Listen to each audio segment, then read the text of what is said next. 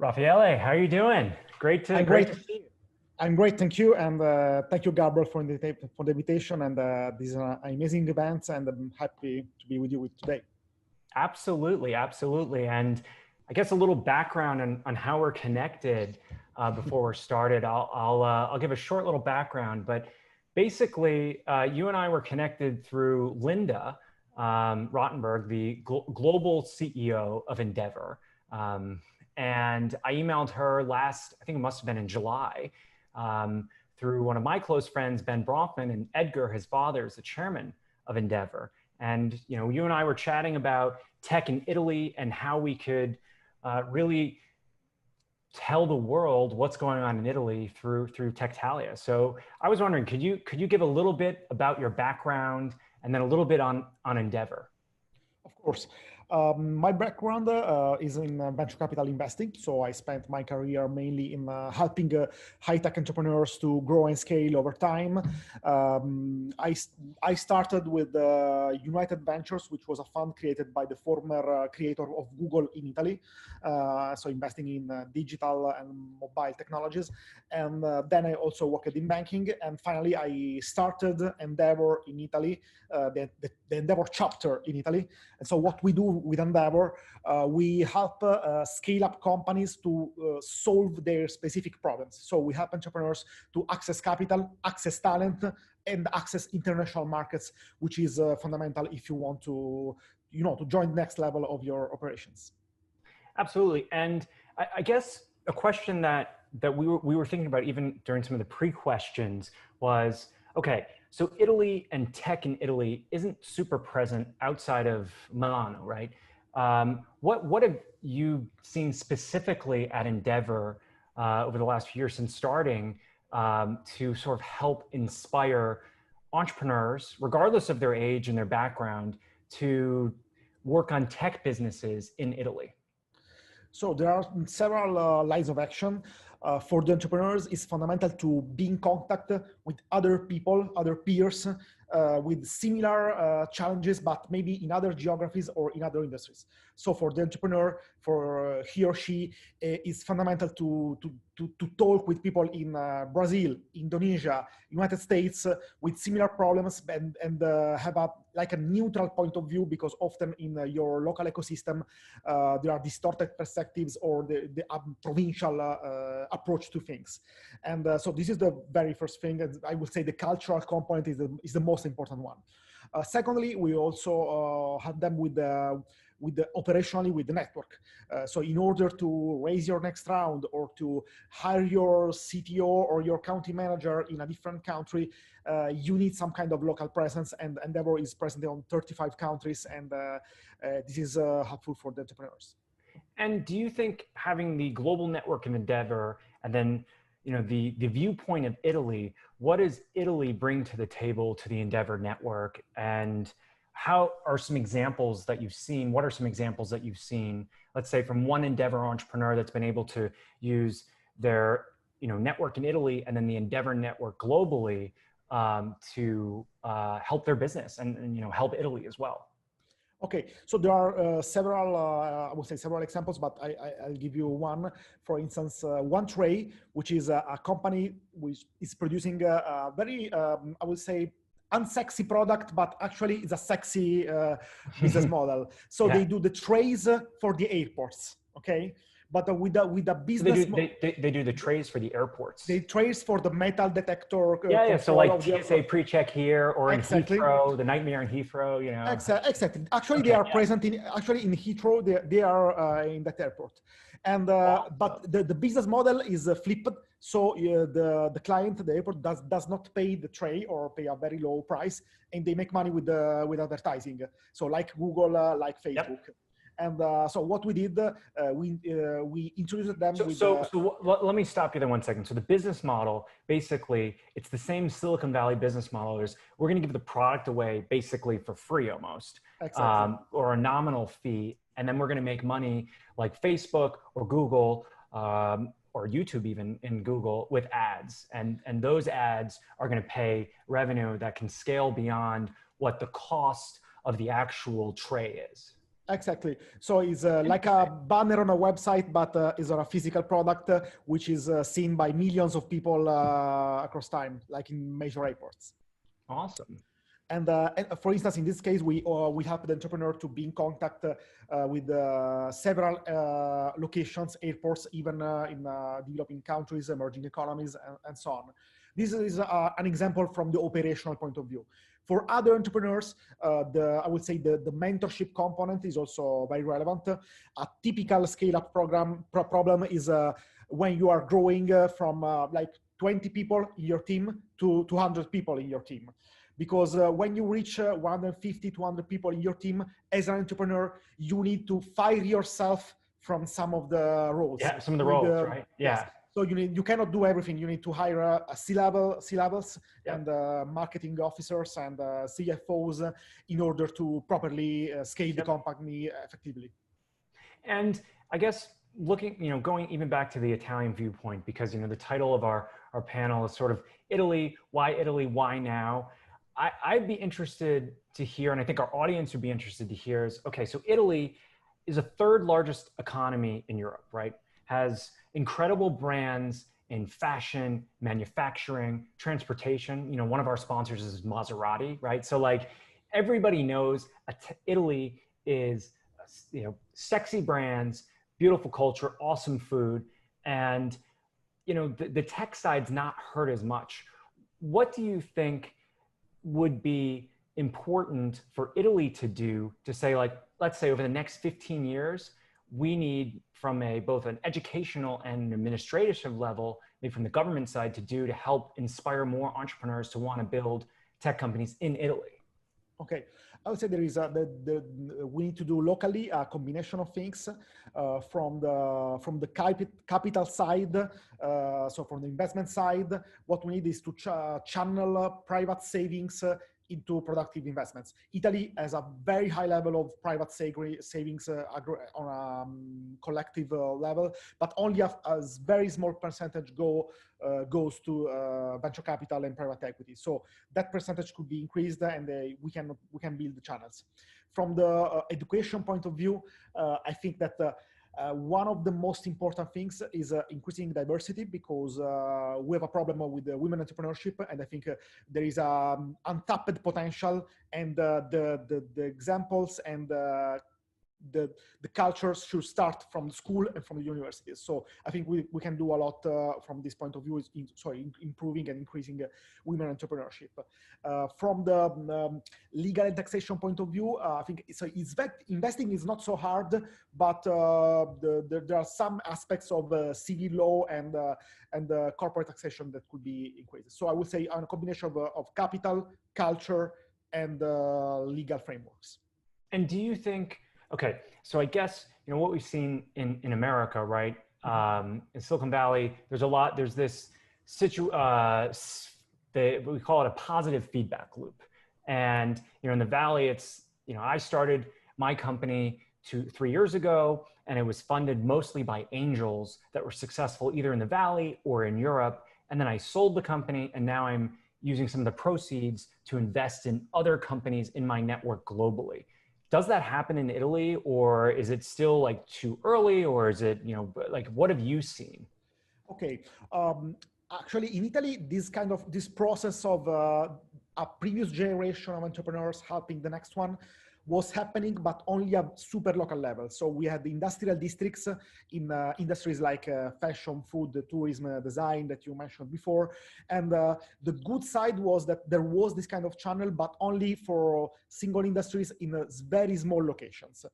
So what we need to do now is to expand this kind of network effects. Is actually what you're trying to do with Endeavor. So bring help entrepreneurs to be successful, and then give back to the next generation, both in terms of angel investing or mentorship, or helping ecosystem associations, and generally increasing the level of awareness for entrepreneurship, and helping the other people to succeed if you was successful in the past. Right. And I actually read something interesting online that in Italy, there's some new sort of immigration policy or tax policy. If I wanted to move to Italy, I think it's 15 years. I can defer a certain amount of taxes, or it's $100,000. Are there any other, I'm not super specific on the initiative because I don't even know if it's passed fully yet, but are there any initiatives by the Italian government to support entrepreneurship, support tech entrepreneurship, to develop it a little bit more in Italy, or have you seen it as something that's incredibly challenging right now? Okay, no, actually, I'm not a lawyer, so I cannot give Yeah, you yeah. super specific Neither am advice. I. But there is a group of initiatives for tax credit for private investments and facilitation of capital investment in capital goods, and also for expats to repatriate, or for people to Yep. invest locally. So there is a group of measures to actually incentivize entrepreneurship and tech investments locally. This is one of the, I would say, of the good point of the country, but I will not say that is the major one. There are other strengths, I think, in this ecosystem that could be appealing for people from abroad to invest locally or to spend their time of work for a local scale up. Got it. And could you give us a few examples of successful sort of Italian startups that maybe either started in Italy and then moved abroad, or are currently still in Italy? I know there's a few maybe in the fashion tech side, but what have you seen in the Endeavor network that could be interesting for the attendees, to sort of. I think that one of the major success stories for startups in Italy now is Bending Spoons. Bending Spoons is a super successful company. They are located in Milan, but they basically sell all over the world. They make mobile applications, but not for their third parties. Basically, they monetize directly the mobile applications, typically in fitness or gaming and very consumer and popular segments. Yep. And they are super successful in terms of numbers, growing every year. They are still a large company, and I would say that their team is very unique because they can compete with Google, Facebook, Amazon in attracting the top level developers. So for computer science students in Southern Europe, they are considered a super interesting and competitive environment. So their success is based on talent management, on attracting and retaining the right kind of people. And I think they are an example for the whole ecosystem. And the other question that I would have is, let's say I'm an international company. I want to build a base in Italy and have a team of engineers or designers in Italy. What, looking at it, let's say if I'm starting my new startup and I need a design and engineering team, do you think Italy is the right place to go to find, a group of people to do that? And is the market there for that opportunity as well, like having a second office in Italy? Okay, in my experience, I will give you the pros and cons. So I would say the pros is for technical talent. I think there is a good stable source of technical talent from the polytechnics in Turin, Milan, and in other cities, also in Rome, and a couple of ones in southern Italy. Typically, we have a good combination of quality with cost, which is for general profiles, I would say like 20% less than France and Germany, and even less in comparison with London. And for technical talent, especially IT talent, even less, but with a good level of quality. So I think that there is a good combination if you're an entrepreneur, if you want to gain resources. On the other hand, I would say it will be a little bit harder to find managerial talent with a specific experience in high growth technology startups. So what companies do typically, they create mixed teams, and most of the successful startups locally start to have very international teams with people from different countries. Got it. Well, appreciate that overview. So I think we also discussed in sort of our pre-chat, Tectalia, some of the trends that you see happening, because I know you're an expert on startup trends in your career. You've been focused on technology, and the future of technology. We were discussing a little bit about education and the future of education. And, we're on a Zoom call right now, right? We're in this webinar right now, and we're trying to make it as much as possible to be like we're almost in Italy doing this event. And it's still a little difficult, but what do you think is the future of education, and what are some areas that we can look into that might be interesting for even startup founders that are listening to this call that are in between startups, that they might be looking at, education in VR or something like that? I think that there is a combination of trends that could be also combined together. For instance, the fact that for some industries, the traditional credential system of academic colleges is not working so well now. And so there are new kinds of paths in order to acquire competencies and skills, which are actually growing a lot over time. And the second trend, of course, is digitalization. It was true even before the pandemic, but of course, after the pandemic, I think it's obvious for everyone that we can do things differently. And in general, education is an industry which is ripe for disruption on the financial, for the point of view of financial schemes. This is a bit more in the United States than in Europe, yep. But there are some countries where the cost of education is exploding, and there are market opportunities if you can optimize them. I can give few examples. Yeah, we'd love to hear some examples. United States, there is the great example of Lambda School. Yep. They train developers with income share agreements, and very interesting model. There is something similar but with a slightly different model in Europe, created by Italian founders, but in Germany. It's called Strive School. How do you spell it? Strive School? Strive, S-T-R School. Exactly. And in France, there is a School 42, which is an incredible we're in our talk this afternoon with Riccardo, your evening. Riccardo Zacconi, founder of King Candy Crush. We're actually talking about his effort of bringing École 42 to Italy.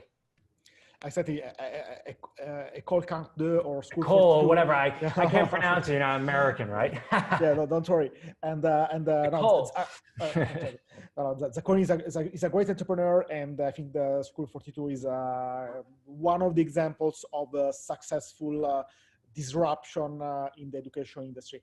But the interesting thing is that we can think about many more. So I think that there is an entire space opening, like fintech, where in different verticals, from payments to money transfer to investment management, there was a wave of innovation. Now time is ripe for a wave of innovation in the edtech. And do you think for the educational tech, so we said, okay, there's financial issues. Like in the States, it's incredibly expensive to go to college. And right now, look at it, it's the fall semester. And I would say almost every single school is doing virtual classes, and you're not in the classroom, and you're still spending the same amount of tuition to not be in the classroom. So do you think when the financial model changes and more of it's focused on tech education, or even, let's say, not just tech education, it could be tech education plus some other areas, but I think the focus, Lambda School, is tech, right? And teaching people how to code and how to actually apply their engineering schools at work. Do you think from the financial side, once it's modified, those income share agreements are better than paying for it upfront yourself, or what do you think personally? I think that the answer is not absolute, is relative to the specific ecosystem, because the problem of the cost is very strong in some ecosystems, like in the United States, but in Europe you have a slightly different problems. For instance, in Europe, in most countries, the problem is the lack of connection of the education programs to the job market. Yeah. So there is a huge change of mindset for people delivering, administrators and educators, these kind of programs, in order to connect with the job market and evolve very quickly in order to provide a good service to their students. I think this is a part of the model. And in different also regions of the world, there are these slightly different problems. And I think that the financing model will change region by region. So there is not an absolute solution, but a specific solution region by region. And then I know we would probably have a few questions on this from the audience. We're going to do questions from the audience in a couple of minutes, probably in 5 minutes. So everybody, please make sure you submit your questions to the question and answer session. I did have a question because I have a very close friend in Europe who actually is on the Tectalia team. And he's been researching an educational VR startup. And his passion has always been future technology. And he's trying to figure out how to build something around education. Maybe we could do a little fun brainstorm here. What would you say is, let's say 5 years from now, how would the world look like if everybody had Oculus Quest headsets in VR running on education? Do you think that'll work? Give me 3 reasons why it would work and 3 reasons why it wouldn't work. Okay, I would say why it will work, because the 3 reasons is that the demographics approaching digital services are changing. So the pandemic basically made even older people to build the habit for to change. I mean, like we had to change so rapidly, right? There was no going back. We're not going back. Secondly, the Moore's law is still there, so in different forms, and I think that can you explain a little bit Moore's law to the audience? I think not everybody knows. Of course, you and I know it, but so historically, the Moore's law was an empirical law, so not a scientific law, but a regularity that showed that basically computing power was increasing over time with a reduction of the cost, typically with doublings every 2 years. Now this law is intended even in a larger term, so you can find Moore's laws in different technology streams. You can find, for instance, the reduction in the cost for launching payloads to space, or to decode the genetic, to do genetic testing. So there is a reduction of the cost over the years. So basically, and in VR, in VR, every year now it's almost double. It's like doubling every year. I would not say that it's doubling, but because there are bottlenecks. I think if we are finding some of the good reasons, I would say that it's reasonable to expect that the technology behind will improve. I cannot say how much it will improve, but it's reasonable to say that it will improve. The third reason is the fact that increasingly we have a collective base of devices where you can build up application on top of them. So these are the pros. The cons is that we had like a Gartner cycle, so a hype cycle in VR. So there was an excess of expectations during the last 4 to 5 years. Now people are a bit scared to invest in VR, but probably with a slower pace, it will go again. The second reason is that still now it's hard to do some actions. Basic actions are hard to do in VR environment, like typing is not easy in VR. So some of the typical tasks that you do in your job or in the education context are not so easy. So I will say that there is a combination of things. And what about bandwidth? Do you think bandwidth as well are issues in VR, or what do you think that's going to be solved with 5G over the next year? 5G is considered by many by one of the top enabling factors for VR, but I cannot say. I would say I don't know if for making the applications really on the tipping point, it will be enough. So we will see, I think. Yep, got it. Well, we're now heading into our attendee audience questions. We have a couple of questions here for you. The first one is from Marta. She was wondering, are there any best practices for European female founders to raise funding from American VCs for scaling Series A software as a service companies in the United States? Pretty specific, but yeah. Any suggested best practices? Okay. I would say I will try to break down the question maybe in small Yeah. blocks. So for the specific needs of women entrepreneurs, I think one of the best thing to do is to leverage specific networks. Like in Italy, for instance, we have SheTech, and in several countries there are Like female tailor-made. founders fund in New Exactly. York here. Exactly. Tailor-made networks that can help you providing support, context, and information for that ecosystem. So I would say, first of all, I'll try to approach these women networks. For the Series A SAS companies, I will say that in comparison with Europe, in my experience, the context in the United States is much, much more competitive. So even if there is much more capital, there is so much competition. Yep. So you need to show the numbers. United States, the top SAS, AS funds like Emergence Capital and so on, they know they approached by very solid companies. It's like data So scientific. They're like, yep. we have to have, Yep. I think like, what is it, like 1 million revenue run rate. And like, they have like all the data and specifics that Yes. you know, their investment. So the level, your level of scientific, of analytics should be, yep, I would say, in average higher in comparison with the kind of presentation that you are performing to European investors, and you will be, and typically, I would say, larger average dimension will be appreciated. Got it. And another audience question. Thank you for answering that, and Marta, thank you for asking that question. We had a question from Alicia Eastman. She was wondering, what is the what is the identity, or what type of Italian company would American investors be most eager to invest in?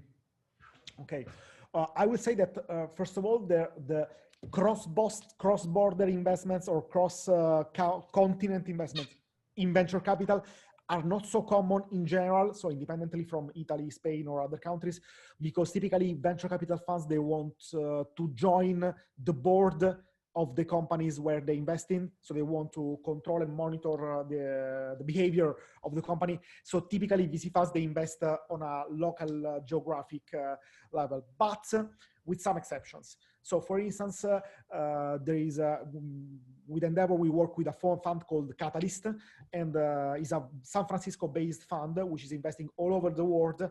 And why they do this? Because it's part of their investment strategy, and they are helped by local organizations to select the deal flow and put a validation on the investments. When you want to invest abroad, you need some kind of local due diligence, because every market is different, and otherwise it's very hard to invest from thousands of miles. That makes sense. That makes sense. I think we're still waiting for a few more questions. Submissions are going to be closing in 2 minutes. I actually had another question. If entrepreneurs that are listening to this and are going to be seeing this live feed, the feed after the event, if they wanted to reach out to Endeavor, what's the best way for them to go through the Endeavor process? Let's say they're not at the level of, we've raised a ton of capital yet, or whatever. Like, how does that process work for Endeavor, and what actually is the typical target of a company that Endeavor looks at when Endeavor wants to get involved with a high impact entrepreneur? Of course, we are looking for companies with at least a couple of millions of revenue, and of course, a significant growth trajectory. We are looking for entrepreneurs with, I would say, high ambition with low ego. So entrepreneurs that are willing to be successful, but they understand that in order to join the next level, they need to change, to be open to feedbacks, and to speak with people from different countries, different industries, and take benefit from the mentorship. And the third criteria is the tipping point. So typically there are moments, because you are raising around or expanding to another country, where a network like Endeavor can help you the most, And so we're looking for these tipping points. If you are below the 2 millions threshold, we have programs dedicated for smaller companies. One is called Elevator, and we have a call now, which will end in the end of September. And also we have a call for women, so a program for women entrepreneurs, even for startups in the earlier stage of their life cycle. Got it. Got it. Okay, cool. And I think we have one more audience question, trying to see if we do or not. But I actually have a question. I'm looking through here because we had a few questions that actually came via email as well. So what would be the advice to Italian? This is actually from I got a message just now. What would be your advice to Italian entrepreneurs looking to create companies that'll change the way we live, work, and socialize? How can they have the same kind of impact that the Endeavor entrepreneurs had? And that'll be our last question. Wow, it's not an easy one. I will say two things. The first thing is start from yourself. So if you want to change the way in which we live or work, don't try to catch the trends or the latest catchword. Even if it's very strange, try to find a problem that you have directly, and or your circle of friends or workmates they have directly, and try to solve this. It is one of the best source of startup ideas if you are looking for an idea. If you already have your idea or your prototype, I will say that choosing the right co-founders is a truly key decision for increasing your chances of success. And it's very easy to change the business model or the product at the beginning, but it's very hard to change the co-founder. So try to marry the right people. That makes sense. Well, I really appreciate the time. I actually have a question. So you're in Milano right now, right? Yeah. So that's Milan behind us on the screen. I'm envious because wanted to be hosting Techtalia in person. But I had one quick question. So if I were to be heading to Italy next year and wanting to hang out in Milan, where would you take me? It's more of a personal question, but because Techtalia is both business, tech, and culture, was wondering if me or someone else were visiting, what would be the perfect aperitif place and your suggestions in Milan?